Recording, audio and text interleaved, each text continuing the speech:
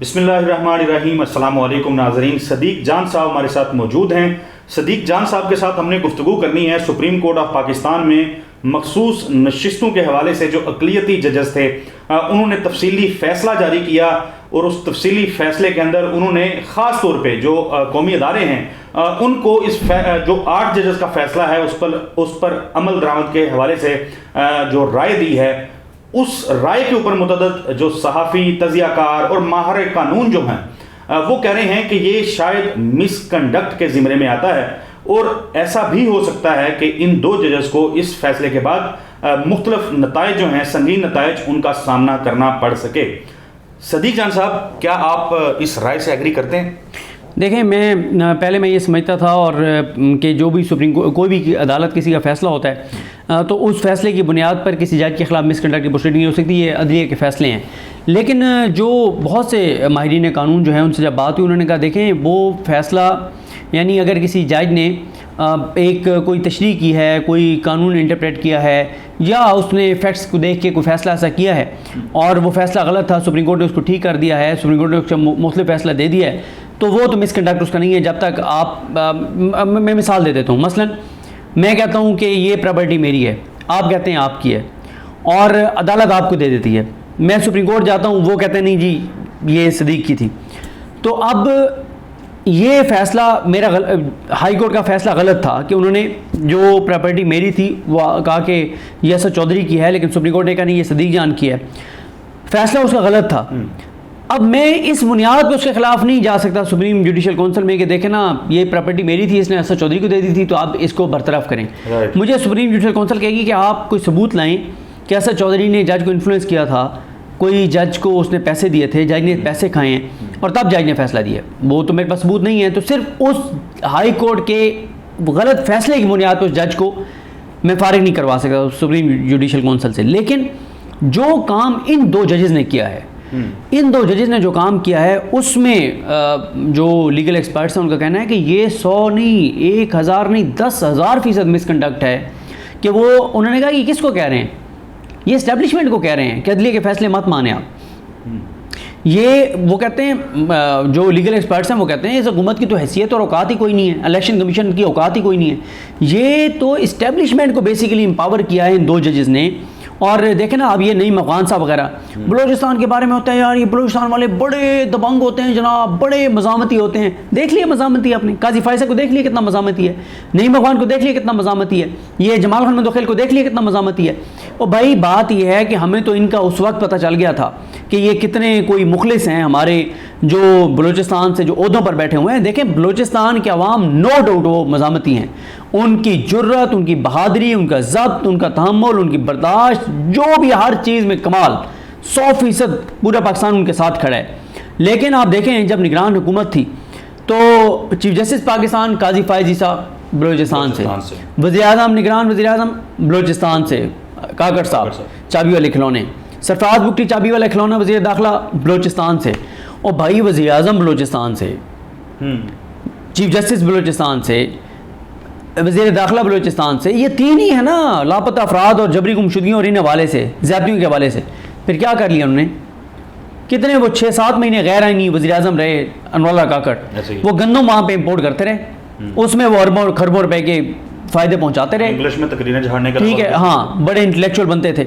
تو اب مسئلہ یہ ہے کہ اب آپ دیکھ لیں، وہ پچھلے دنوں میں علی احمد قر صاحب نے کیا نا نوٹ جاری، وہ اب نوٹ میرے سامنے نہیں ہے پر میں پڑھ دیتا، جس میں انہوں نے کہا ہے، شرم دلائی ہے ان ججوں کو، اور انہیں کہا ہے کہ ایسے فیصلے مت دو جو پورے پاکستان کو نظر آ رہا ہے کہ وہ آپ حکومت کے لیے اور شریف خاندان کے لیے دے رہے ہیں۔ انہوں نے کہا کہ انہوں نے پھر مثالیں دی بلوچستان کے عظیم ججز کی کہ وہ ججز ہوا کرتے تھے جنہوں نے یہ نہیں ہونے دیا تھا، تم لوگ کس راستے پہ چل نکلے ہو۔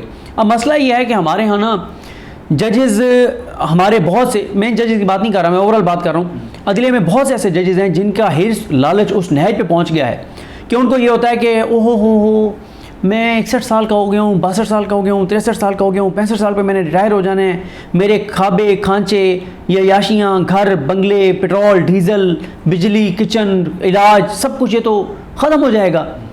میاں سب سے بنا کے رکھو، عمران خان تو چائے نہیں پوچھتا. گورنر لگا دیں گے میاں صاحب, میاں صاحب گورنر لگا دیں گے, گورنر ہی لگائیں گے, ڈھاک جج لگا دیں گے. جب تک یہاں پہ ریٹائرڈ ججز مر نہیں جاتے اس وقت تک وہ ایلیجیبل ہوتے ہیں کہ کسی بھی اہم عہدے. وہ دیکھا نہیں کون سے تھے جن کو, سعید الزمان صاحب تھے جن کو مطلب بستر مرگ سے ان کو گورنر لگا دیا تھا.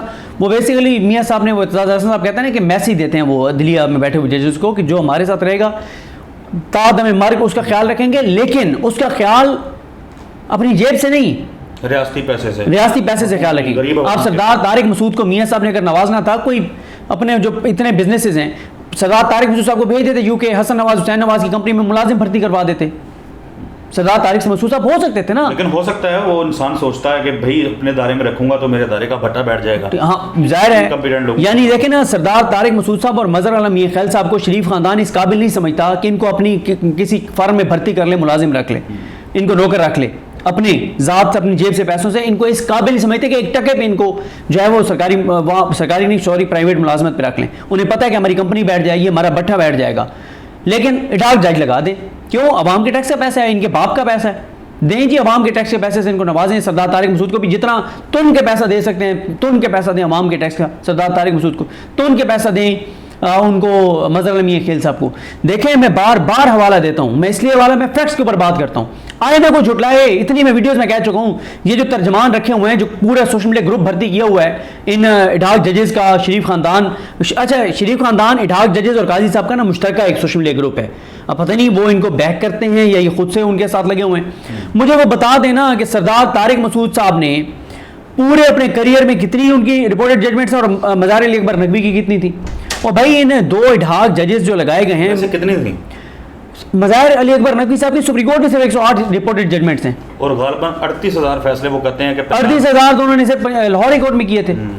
جو ادھر انہوں نے کیے, یہ دونوں ججز انہوں نے جو لاہور ہائی کورٹ میں کیے تھے, ان دو مظہر عالم میاں خیل صاحب سردار طارق مسعود صاحب کا پورا کریئر ملا کے اتنے فیصلے انہوں نے نہیں کیے ہوں گے. یہ جو اڈھاک ججز آئے ہیں, مسئلہ یہ ہے کہ ان کو جو لایا گیا ہے وہ عوام کے اس کے لیے, بھائی اگر آپ نے عوام کے لیے وہ کرنا تھا, عام سائلین کے لیے, مظاہر علی اکبر نقوی کو کیوں آپ نے مطلب اس کو آپ نے بلیک میل کروایا, تھریٹ کروایا, اور آپ نے اس کے خلاف جو کچھ کیا. اور یہ دیکھیں مظاہر صاحب کے اوپر جو انہوں نے ججمنٹ دیا ہے نا, اور جو SJC نے کیا ہے وہ بڑا انٹرسٹنگ ہے. اس پہ بھی ہم بات نہیں کر رہے, ابھی تو بات کرنے کا فائدہ نہیں ہے. ابھی اس ملک میں آئین قانون تھوڑی ہے, قاعدہ ضابطہ تھوڑی ہے. وہ جب اس ملک میں آئین دوبارہ شروع ہوگا تو ہم اس پہ آئیں گے.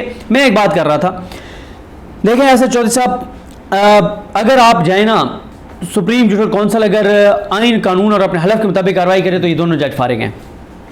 کیوں؟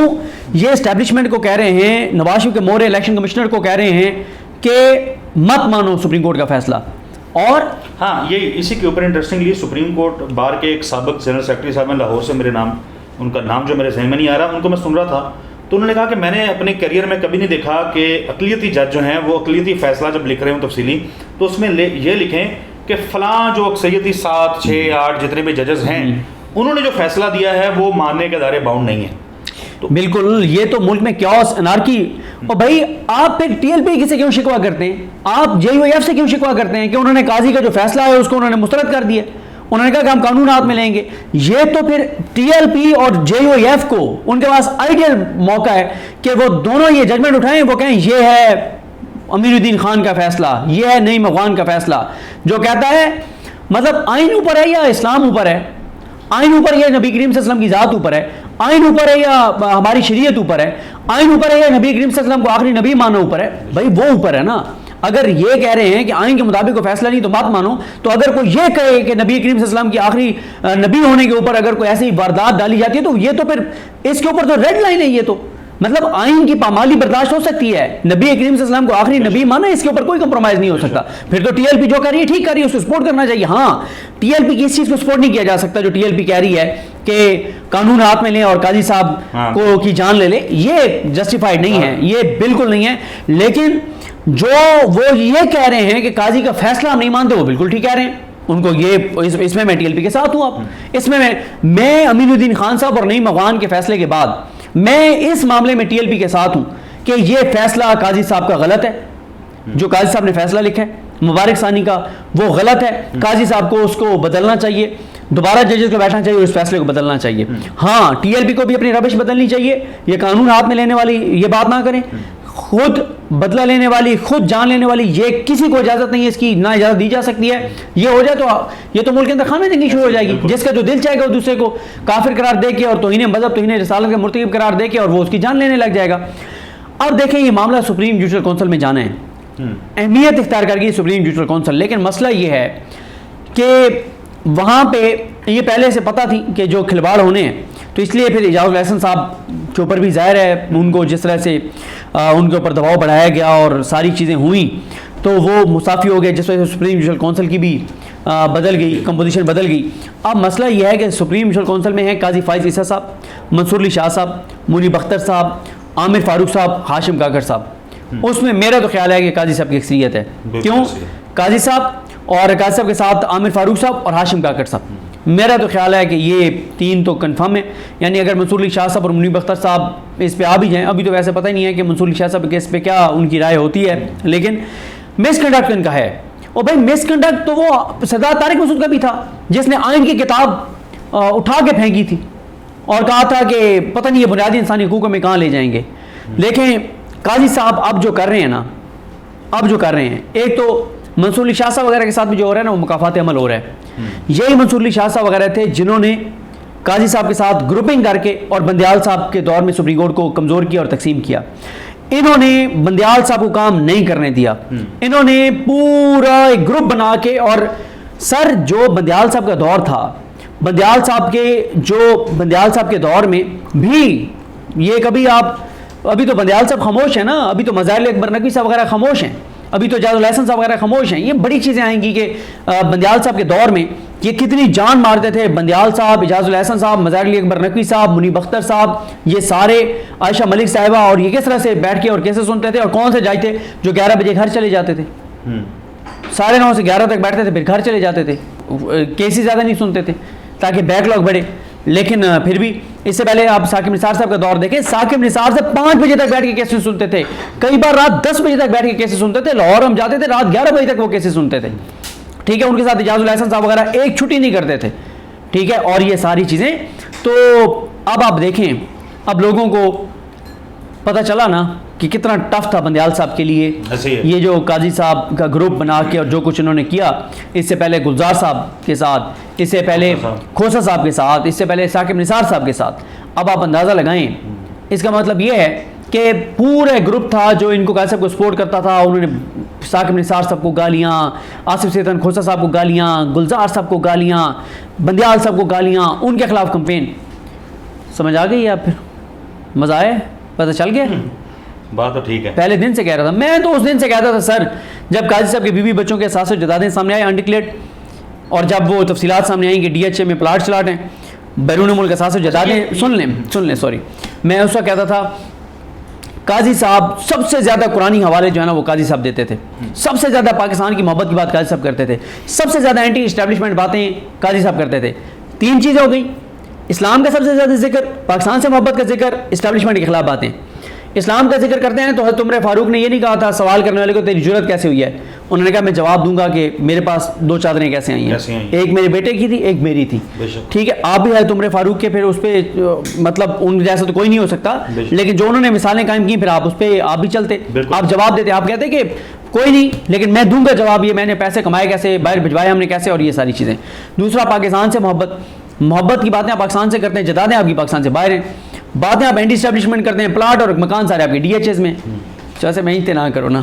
بالکل ٹھیک ہے صدیق صاحب, بہت شکریہ, بڑی تفصیل کے ساتھ اپنے گفتگو کی. اچھا انٹرسٹنگ پہلو ایک اور یہ ہے, اس پہ بھی ظاہر ہے بات کریں گے مستقبل میں, کہ اب مسلم لیگ نون جو ہے اس نے بھی جو مستقبل کے چیف جسٹس ہیں جسٹس منصور علی شاہ, ان کو آڑے ہاتھوں لینا شروع کر دیا ہے.